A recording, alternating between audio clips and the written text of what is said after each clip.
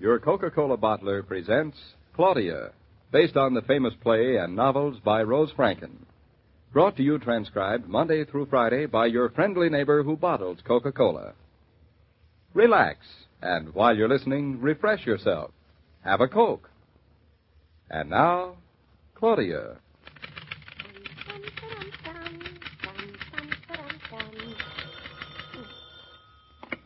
Offices of Killian and Naughton. Who's calling, please?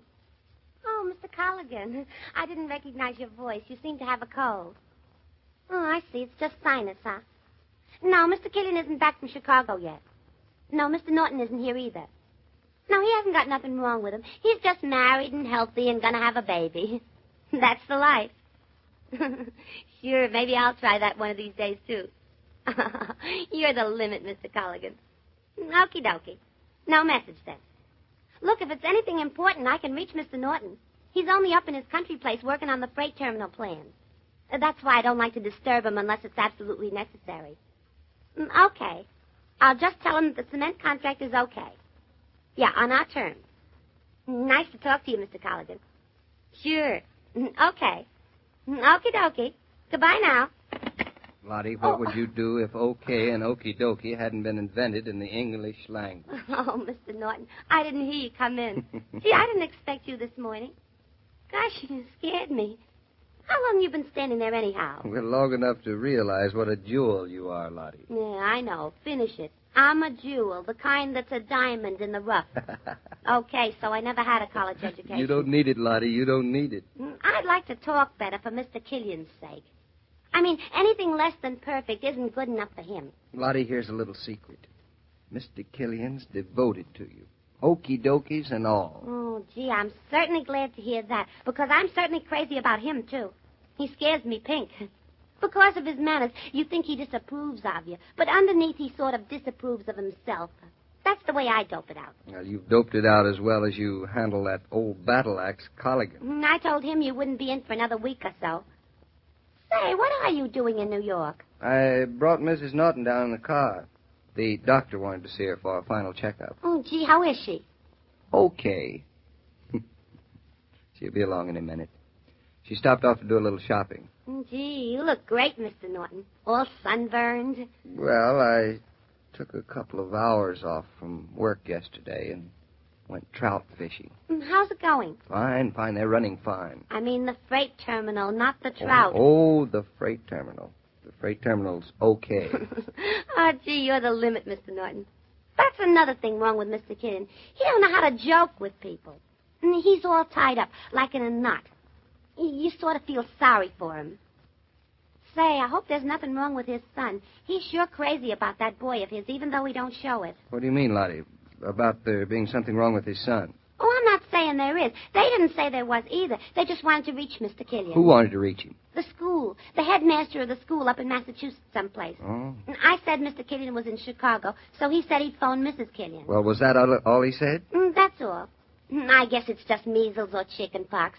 They're always having epidemics in those prep schools. Yeah, possibly. I think I'll telephone Mrs. Killian to find out if anything's wrong. Oh, I phoned her already. I wanted to make sure she got the message. And did she? Fat chance.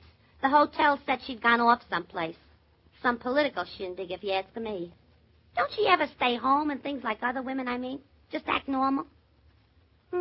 Trouble is, I guess, she hasn't got a home. Just a hotel. You're a contradiction, Lottie. Huh? Me? Contradiction. Is that bad or good to be? I'm married to one, so I think it's good. Hello, darling. Hello. Did you get your shopping done? Nope. Doors were jammed, so I said, oh, for heaven's sake, it's easier to do without. And cheaper, too. Hello, Lottie. Hello, Mrs. Naughton. Gee, you look fine. You both do. What do you mean we both do? Mr. Naughton's got a sunburn better than you can get at the barber's house. Yes, he does look wonderful. The country is just gorgeous this time of year. I can't wait till we get back. Can you? How long will you be, David? I just have to go over a little mail. Well, there's nothing important I haven't attended to or sent up to Eastbrook. Well, I want to do a little phoning. If you don't mind my using my office for a few moments, Lottie. Oh, go right ahead. Go right ahead. Make yourself at home. Oh, thanks. Come on, darling. Yeah. Come on with me a minute. Get off your feet. See you later, Lottie. Okay. Your office looks so forlorn, David, with the blinds down. Well, that's soon remedied. The It's like it missed you anyway. Everything all right since you've been gone? Fine. Lottie's wonderful, isn't she? I'm lucky she's not beautiful, too. I mean, she's nice looking, but not dangerous. With that voice. Yes, she is. She is what? What you said. David, you weren't listening to a single thing I said. You're just staring down at your desk. No, I'm sorry. What did you say? I said I thought you were in love with Lottie. Well, since you found out, yes. I cannot live without her. Oh. That's no joke. Well, I can't say I blame you. Darling, what's the matter? Nothing. Why? You look like something's bothering you. Well, heavens help me if I really did have a secret to keep from you. You've got eyes like an X-ray. It isn't Mom, is it? I mean, everything's all right out in the country? Of course, Sally. We only left a couple of hours ago. I get such crazy ideas. You know, you're still a little mama baby. I know. I try to get over it. Maybe after my baby gets here, I'll grow up. Who's to say what's grown up? Maybe one of these days psychologists will change their tune and come to the conclusion that more love and not less love is what's needed in this sorry old world of ours. Then I'd be right in style if they did. Come in. It's only me. Jeffrey Killian's outside. That's a relief. Roger's son? Yes, I'm glad to say it is Roger's son. He was what was worrying me. Send him in, Lottie. He doesn't want to see you. He just asked for his father, and when I said he was in Chicago, he said never mind, he'd leave him a note. That's what he's doing now, writing a note to his father. Gee, Mr. Naughton, that kid looks awful, and it ain't measles. If you ask me, the school telephoned because he's in some sort of trouble. Oh, nonsense, Lottie. It's the end of the exam period. All kids look tired out. Maybe, but it ain't that kind of tiredness. He's white around the gills, and his mouth looks all tight. Looks like he's lost weight, too. You're a cheerful one. Just see that he doesn't leave. Now, I'll be there in a minute. And no matter what I say or do, play along with me. Sure thing. I got you. Right. Okie dokie. What is all this about, Jeff? I don't know yet. But I think Lottie isn't too far from the truth. Roger's been upset about him, I know that much. He's made 2 or 3 trips back and forth to the school in the past few weeks. I know. The youngster's been in some sort of an emotional tangle. Roger hated to leave for Chicago. What about Mrs. Killian? After all, if Jeff is in a jam of some sort, he's got his mother to go to. His mother's away. Oh, then the poor boy's here alone. Maybe we could take him up to the farm with us. That's exactly what I'd like to do, darling. How wonderful. But I have a feeling it's not going to be an easy thing to wangle. Say, maybe you could manage him better alone, David. You know, sort of man to man. Why don't I wait in Roger's office? Darling, you are a woman in a million. Thank you. Make yourself scarce. Yeah. Hey, wait a minute. Come back. Where we put him? Mother's in the guest room. In the nursery. Only don't tell him it's the nursery. It'd hurt his pride. Call me when you're ready. Can you pull up the blinds in Roger's room by yourself? What do you think I am? Lottie, take a letter, will you? Okay. Well, Jeff, I forgot it was the end of the term. Come in. Great to see you. I was just leaving, sir. I won't bother you. Oh, no bother. Well, you've put on a couple of good inches since I saw you at Easter.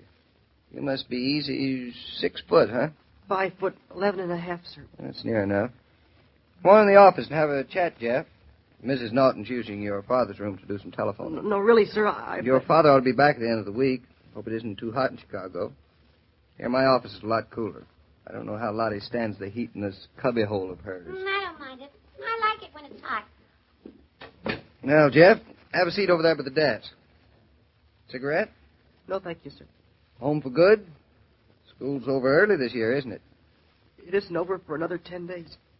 Now, look here, as long as your father's out of town, I believe your mother's away, too, isn't she? Yes, she's away. I went to the hotel. She's away. Well, that's our good luck. Since you're all alone in town, why not drive back to the country with Claudia and me this evening? It's very kind of you, sir, but that would be impossible. Oh, you're going back to school? I've been kicked out of school, Mr. Naughton. We call it expelled. Kicked out describes it better. I was kicked out of school once. Why? Oh, got in a scrape of some kind. The details have gotten a little blurred through the years. But it seemed a lot more serious then than it really was. Well, what'd your father say? He was a pretty good scout about it. Fathers are, you know. Mine won't be. He detests a cheat. My mother does, too. My parents are very important people.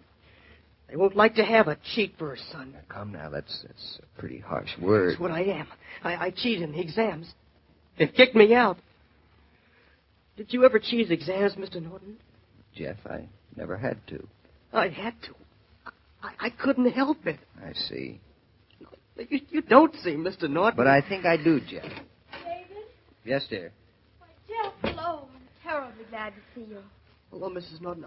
I was just leaving Where were you going, Jeff? to enlist. You're not quite old enough, Jeff. I can lie about that, too. Jeff, I think it's wonderful when a boy wants to enlist.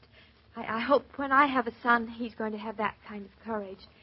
But with your father away, don't do it, at least not till you've talked it over with him. This is different, Mrs. Naughton. I've got to. Well, maybe, but I wish you'd do us a favor first. It's a nerve to ask you, but if you could, What favor? Well, we're so behind in outdoor work on the farm. No help to speak of, and David's been tied up so on those freight terminal plans. What I wouldn't give for 6 foot of brawn and muscle to do a little mowing and raking. An awful nerve of me, isn't it, David? But when I saw Jeff standing here so big and strong, it just seemed like a gift from heaven. It's no gift from heaven, Mrs. Naughton. Your husband wouldn't want me on the place. Did you ring Mr. Naughton? Yes, Lottie, I did. And if Mr. and Mrs. Killian telephones, tell them we've kidnapped Jeffrey. He's going to pitch in and help us get some work done on the farm. Okay, Mr. Naughton. Okie dokie. Dum, dum, dum, dum, dum, dum. In the midst of a day's shopping, it's nice to pause at the friendly Coke cooler for ice-cold refreshment. And that's easy to do these days because you find Coca-Cola chilled and ready for you in department stores, grocery stores, service stations, around the corner from anywhere. While you're enjoying an ice-cold drink, remember to take a carton home, too. The 6-bottle carton is only a quarter, which you'll agree is mighty little to pay for so much delicious refreshment. Hi there, Mr. King. Oh, Lottie, hello there. Haven't seen you in a long time. Been having my nose glued to that typewriter machine. Huh. Well, what do you think of it? The typewriter? No, young Jeffrey Killian. Well, he does seem to be in quite a mess. Yeah, quite. I think Mr. and Mrs. Naughton is being swell about him, but it ain't going to be no easy job having him around. You speak from experience. I speak from intuition. Nice word, huh? It means that I got a feeling that it's not going to be any cinch having that kid around the house. Well, we'll see. You'll see, all right. By tomorrow, Mr. and Mrs. Naughton will find they're trying to chew more than they should have bit off. Well, thanks for the warning. I'll pass it on to Claudia and David. So long, Lottie.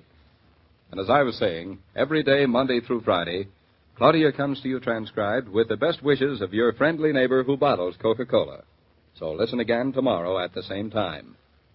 And now this is Joe King saying au revoir. And remember, whoever you are, whatever you do, wherever you may be, when you think of refreshment, think of Coca-Cola.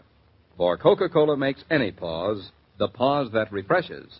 And ice-cold Coca-Cola is everywhere. These broadcasts are adapted for radio by Manya Starr, and the entire production is supervised and directed by William Brown Meloney. And now here's a word from your friendly neighbor who bottles Coca-Cola.